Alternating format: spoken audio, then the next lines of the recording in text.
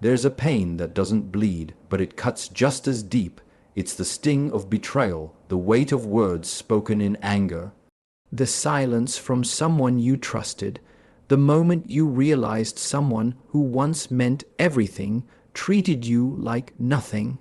Everyone talks about healing, but few talk about what to do when that pain is still fresh, when it lives in your chest like a storm that won't pass. Maybe they lied to you. Maybe they left without explanation. Maybe they used your vulnerability against you. And now you walk with questions you can't answer and anger you can't express. You smile, but the wound hasn't closed. You function, but the pain still echoes. So how do you handle it? Not just survive, but grow. Not just forgive, but transform. Not just move on, but move forward with power. This video is not about revenge. It's not about forgetting. It's about something far greater. Self-mastery in the face of emotional injury. Because when people hurt you, you're given two paths: let it define you or let it refine you. And today, I will show you how to choose the second path. The first mistake many people make when they are hurt is pretending they are not. They swallow the pain. They clench their fists.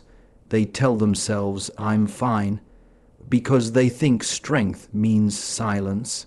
They think mastery means suppression, but that's not strength, it's denial. Pain does not disappear just because you ignore it.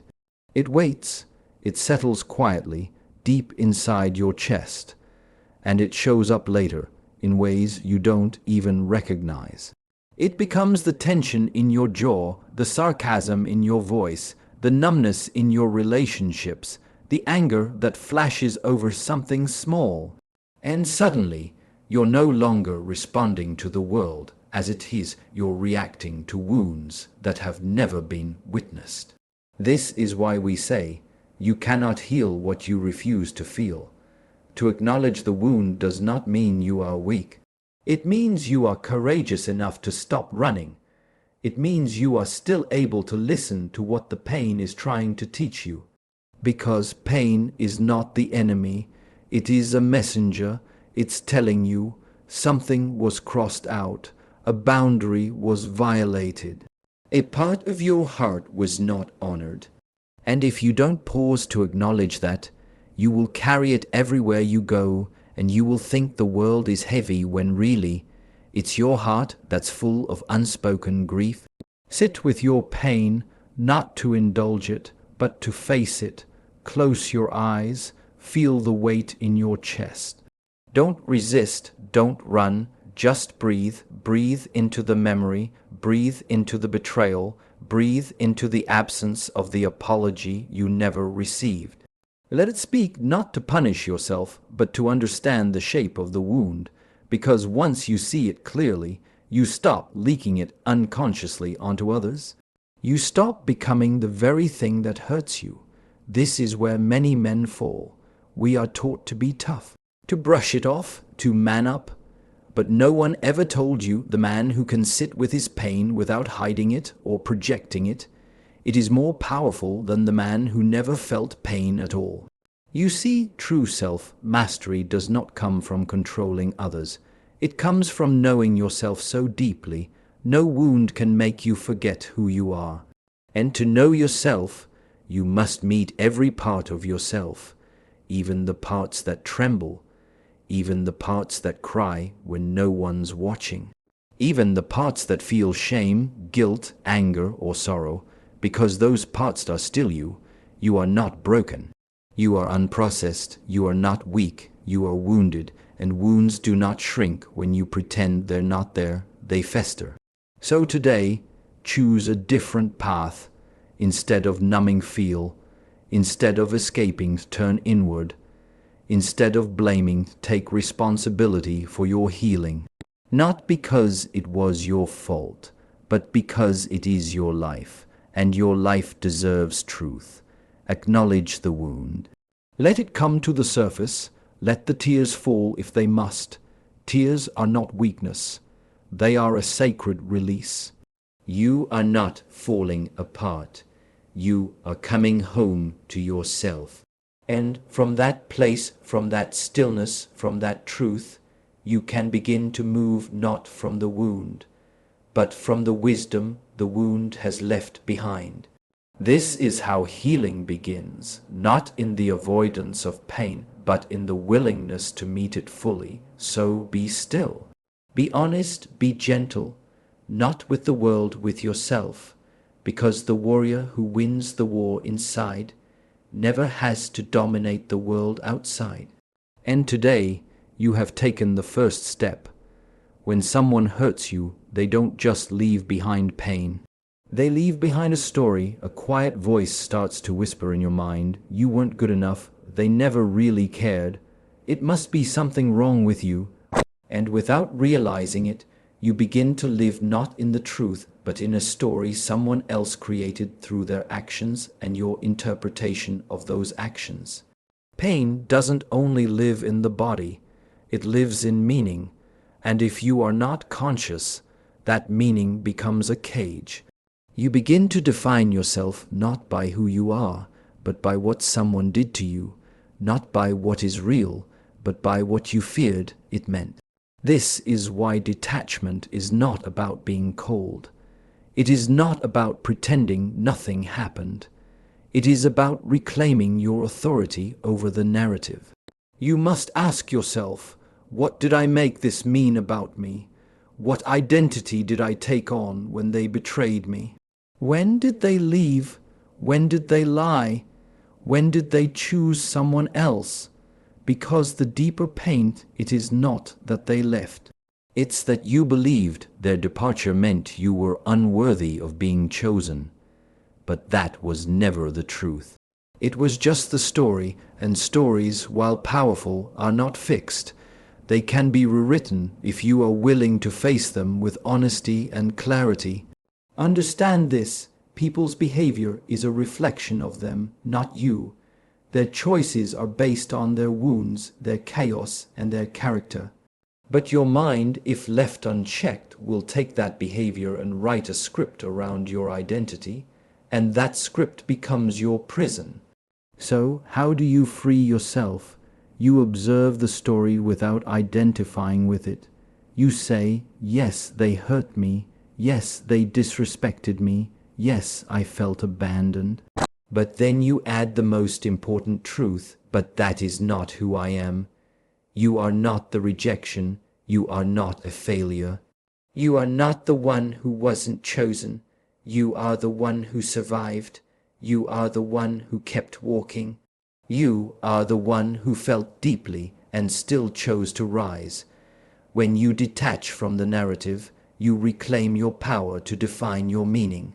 To say, this was painful, but it will not become my identity. This shaped me, but it will not shrink me. This broke my heart, but it will not break my spirit. Some people want closure through explanations.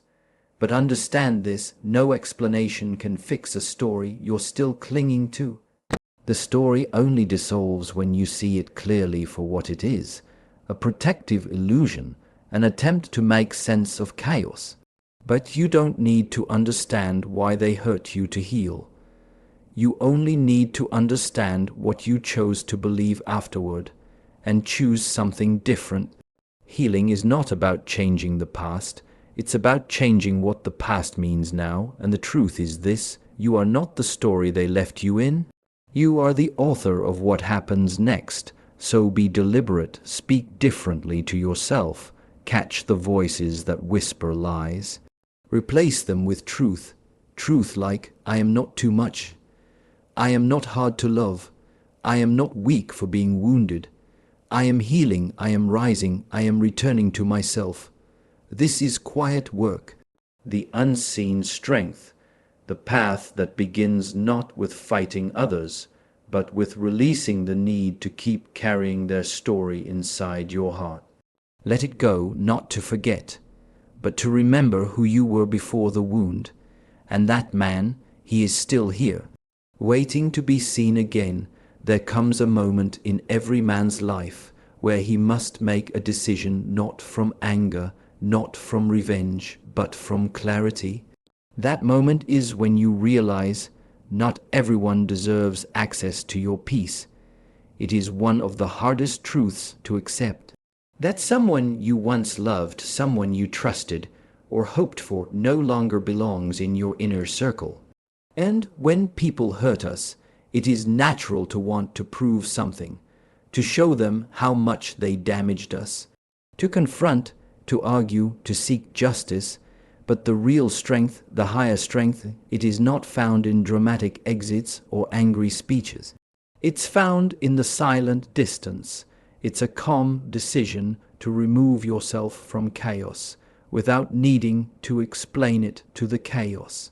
This is what boundaries are, not walls of bitterness, not barriers of resentment, but clear choices that protect your inner stillness. It's not punishment, it's preservation. There's a deep wisdom in this, to realize that you can let go of someone without hating them, that you can forgive without returning to the same dynamic, that you can love yourself enough to walk away in peace. Many confuse forgiveness with reconciliation, but forgiveness is for you, reconciliation is a privilege. And not everyone qualifies for that privilege again. You see, when someone shows you who they are, believe them. And once you know, it becomes your responsibility to respond with self-respect. That doesn't mean you shut down. It means you close the doors that lead to destruction. It means you stop giving the benefit of the doubt. Too many people have already proven they will misuse it. When you set a boundary, something inside you will resist. There may be guilt, there may be fear, especially if you are someone who has been conditioned to care for others before yourself. But remember this: every time you allow someone to violate your peace, you teach them that your soul is negotiable. And your soul, your dignity, your healing, none of that is up for negotiation. There's a deeper silence that comes. When you finally cut the cords with grace, it's not rage, it's not sadness, it's a quiet knowing, I don't need this in my life anymore. And here is the truth: you don't need to hate them. You don't need to expose them. You don't even need closure from them. You just need alignment with yourself. When someone hurts you, you are being shown something, your limits, your values, your non-negotiables. Use the lesson. Let it strengthen your resolve. Let it teach you that boundaries are not acts of cruelty. They are acts of self-honor. You can still wish them well from a distance. You can still carry the lesson without the bitterness, because bitterness poisons you, not them. Power doesn't always look loud. Sometimes it's the man who walks away, who deletes the number, who unfollows in silence, who reclaims his energy and pours it back into his growth. This is not weakness. This is maturity. This is mastery. There is no need to shout, to plead, to explain over and over why you're leaving. The lesson is over, the door is closed, the chapter is done, and from here you do not move forward with resentment, you move forward with calm intention. You are not angry, you are aware, and awareness, when honored with action, it is what transforms a wounded man into a powerful one. So set the boundary, not to reject them, but to respect yourself. That is how healing grows into wisdom, and how wisdom becomes the quiet force behind everything you do. Pain has two faces. One will chain you to the past. The other will set you free. The difference is how you choose to carry it. You see, when someone wounds you, emotionally, mentally, spiritually, you are standing at a crossroads. You can armor your heart, close off your soul, and say, never again. You can build walls so high no one can reach you. And you may convince yourself that this is a strength. But that is not transformation. That is survival.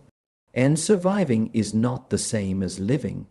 True strength is not how well you defend yourself. It's how well you convert the injury into insight, the betrayal of boundaries, the grief into grace, the pain into power, because pain, when held properly, is not an enemy. It is a forge, and the version of you that emerges from it can be unrecognizable not because you are broken, but because you've been refined. There's a quiet strength in someone who has been hurt and no longer needs to hurt others in return. There's a sacred resilience in the man who doesn't let pain turn him cold, but lets it carve him clear. But this isn't automatic. It's a choice, and like all choices, it requires awareness. The pain wants to build a fortress. It says, don't trust again, don't open your heart, stay guarded, stay distant. But the problem is that fortress keeps everyone out, including yourself. You become numb, you become closed, you become safe but never whole. So you must ask yourself honestly, am I using this pain as fuel to grow, or as armor to hide? There is nothing wrong with protecting yourself, but when protection becomes your prison, you've stopped healing. To transform pain, you must engage with it, not with bitterness, not with ego, but with intention. Ask, what is this teaching me? What did I ignore that I now see clearly? What strength did I discover only because of this hardship? When you ask these questions, you stop being the victim of the wound and start becoming the alchemist of it. You begin to realize that pain is not something to own. It is something to integrate. It's not who you are. It's a layer, a chapter, a lesson. You can feel the fire without being burned by it. You can let it purify you without letting it harden you. This is the difference between carrying pain with consciousness and carrying pain with fear. A man who transforms pain does not need to seek revenge. He does not need to broadcast his healing. He walks differently. He speaks calmly. He loves more wisely, more deeply, because now it is earned. He's been through the storm, and instead of becoming the storm, he learned how to walk through it without losing his light. If you are carrying hurt, let me say this to you now. You do not need to rush, but do not stay still either. Let every moment of pain become a moment of awareness. Let every scar remind you, not of who hurt you, but of what you survived. Let the fire burn away what no longer belongs, the guilt, the blame, the resentment. You don't need to be the same. You are allowed to evolve. Pain demands it. Because on the other side of that fire is someone wiser, deeper, more rooted in who he is, not because life was kind, but because he met the unkindness with a level of presence most people run from. And that presence, that stillness, that inner transformation, it's what separates those who stay trapped in the past from those who walk into their future with purpose. So ask yourself, will this pain define me, or will it refine me? You already know the answer. Now let your life reflect it. One of the deepest traps we fall into after being hurt is waiting. Waiting for them to say sorry, waiting for them to admit what they did, waiting for some grand moment of understanding or apology, so the pain inside us will finally make sense. We call this closure, but what if I told you closure is not something they give you? Closure is something you decide to give yourself. You see, many people never get the apology they deserve. They never get the conversation that clears the air. They never get the I'm sorry that finally sets their heart free, and some keep waiting for it their whole life, but what they're doing is postponing their healing. Because true healing does not begin when someone else changes, It begins the moment you realize you don't need them to understand to be at peace. Understand this deeply. People who hurt you may never admit it. They may never feel remorse. They may rewrite the story in their mind to protect their ego. They may disappear into silence and call it closure, but none of that has to dictate how long you carry the wound. Because closure doesn't come from their words, it comes from your decision to stop rehearsing the betrayal, to stop holding on to why did they do this, to stop giving power to someone who has already shown you their character. It is a powerful act of maturity to realize that understanding the pain is not the same as needing to relive it. Closure is the moment you no longer need anything from the one who hurt you. Not an explanation, not an apology, not even acknowledgement, just the strength to say, "This ends with me." And this is where it becomes real. Because when you stop seeking closure, you also stop seeking permission to move forward. You no longer need someone to validate your experience. You no longer need to hear, "Yes, I did hurt you," to trust what your heart already knows. You take back the narrative. You say to yourself, "I am allowed to grieve what happened, but I am not required to stay stuck in it." And this is a painful freedom, because it means you might never get the words you wanted to hear.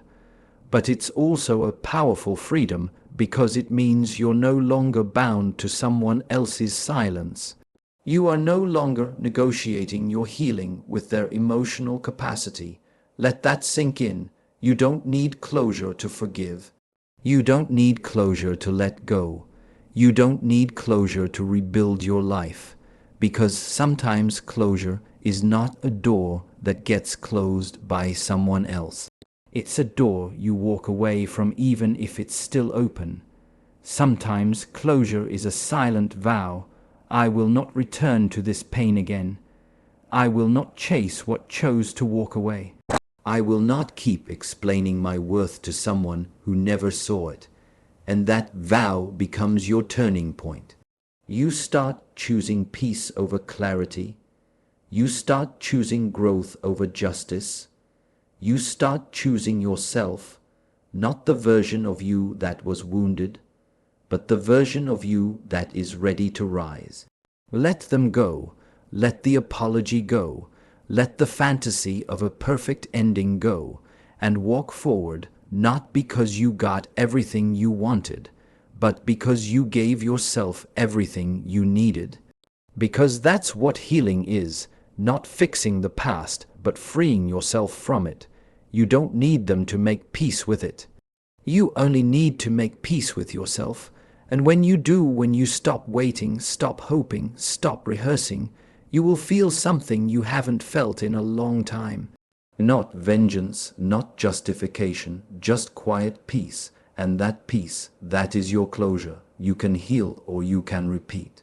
This is the invisible choice we make after pain, to allow what happened to be an anchor or a stepping stone. When someone has wounded you deeply, whether through betrayal, neglect, or cruelty, it is tempting to collapse inward, to live in reaction, to let that moment define you. But what if you could build something from it? Not because it was fair, not because it didn't hurt, but because you refused to let it be wasted. You see, many people carry their pain like a secret weight. They don't talk about it, but it shapes their choices. It makes them fearful, distrusting, defensive. It hardens them slowly until they are unrecognizable, even to themselves. But healing, real healing, is not just about feeling better. It's about transforming that wound into wisdom, and that wisdom into direction.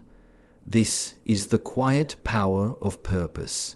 Purpose says, what broke me won't be the end of me. It will be the beginning of something true. It doesn't mean the pain vanishes. It means the pain finds a place, it becomes fuel, it becomes clear, it becomes your compass. The greatest leaders, healers, creators you will often find are not those who lived without struggle, but those who built something beautiful from the ruins. They didn't stay angry, they didn't live in revenge, they got up again and again until the wound became a well of strength. So, how do you begin? You start by asking the deeper question: what can I create now that I could not have created before this pain?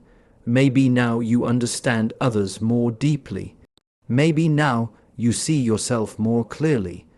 Maybe now you are called to help, to teach, to lead, to protect those who feel the same hurt you once did. That is sacred work, because nothing awakens purpose faster than surviving something that tried to destroy you. And no one can teach what you've lived through better than you. But be careful, purpose does not come from pretending you're okay. It comes from honoring what you've been through without being owned by it. You do not need to make your pain your identity, but you can make it your origin story, the place you rose from, the soil where your strength took root. Because when you build through pain, you no longer need to be bitter. You're too focused, too clear, too committed to creating something bigger than the wound. That is what evolution looks like. You rise, not just for yourself, but for everyone who is watching you silently, wondering if it's still possible to come back after being broken. You become proof that you can lose someone and still find yourself, that you can be betrayed and still trust again, that you can walk through fire and not be consumed but forged.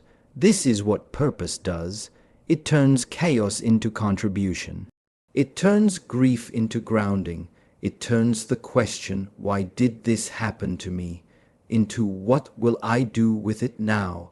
And that is a question only you can answer. But let me offer you this. Your pain has already taken enough from you. Don't let it take your future too. Build, write, speak, train, serve, create whatever is inside you. Bring it to life. Let the echoes of your suffering become the soundtrack of your strength. And when people ask, how did you become who you are? You will not say, because I was lucky. You will say, because I chose to build something sacred from what once tried to bury me. That is healing, that is the purpose, that is power. Now it's your turn. Somewhere in your story, someone hurt you.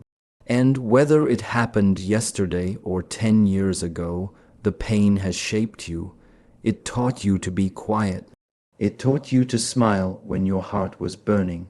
It taught you to protect yourself from ever feeling like that again. But what it didn't teach you, it's how to live beyond that pain. That part is up to you. No one is coming to fix it. No one is coming to say the right words. But you, right now, can decide to stop waiting, to stop hiding, to stop carrying someone else's damage like it's your identity. You have survived things most people will never understand. But survival is not the end of your story. Healing is. And that healing begins the moment you say, I'm done giving power to what tried to break me. I'm ready to rise not harder but wiser, not colder but clearer. So, if something in you stirred during this message, if even one sentence found a place in your heart, don't let it fade when the screen goes dark. Speak it, share it, leave it. Drop a comment below. Tell me the one lesson this pain has taught you. Tell me what you're walking away from, or who you're finally letting go of. If you know someone carrying quiet pain, send this to them. This may be the message they didn't even know they needed. And if you felt this, if you need this kind of realness in your life, subscribe. Because I don't care about viral. I care about the truth. And this channel is for people ready to look inward, to face themselves, and to rise with intention. We don't numb it here. We don't pretend we're fine. We feel it, we own it, and then we transform it. You've already survived the fire. Now it's time to become the man who walks forward, not with a scar, but with a sword. Like, comment, share, subscribe, but above all, begin. This is your next chapter.